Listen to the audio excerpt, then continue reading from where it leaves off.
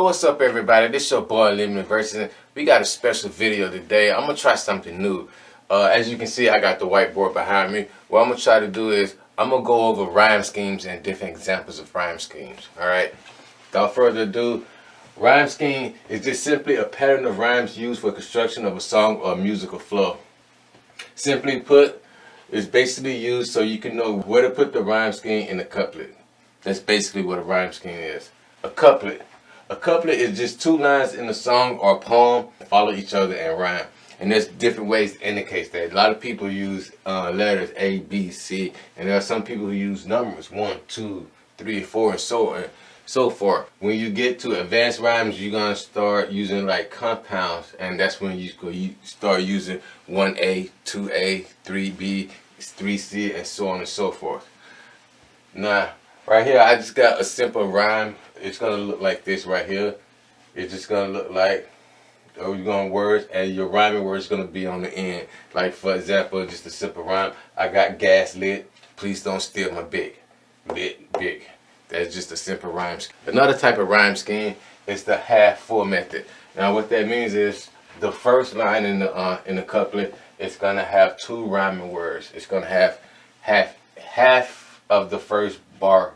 It's gonna have, or first line in the couplet, it's gonna have a rhyming word splitter. That's right here, and then it's gonna end it off with another one, and then the full one is gonna go. It's gonna go to full bar, and that's where the rhyming word. And an example of that is, listen to my voice. I'm giving you no choice. Use it for amusement like a fucking toy. See, voice, choice, toy. See this? I just put this right here so you guys can see it all like that. Even though it say like it's gonna be rhyme like this, gonna be like one full line, and this gonna be two. So together, this is like one couplet right here. All right, in this example, what we got next is simple eternals. Simple eternals is basically when you have the rhyming word at the end and one in the middle, or you can do two in the middle, or three in the middle, or four in the middle. Remember, it's all up to your imagination. Now, here's an example right here. Think like a corporation. I'm akin to it. Is it wrong that I want everything to it?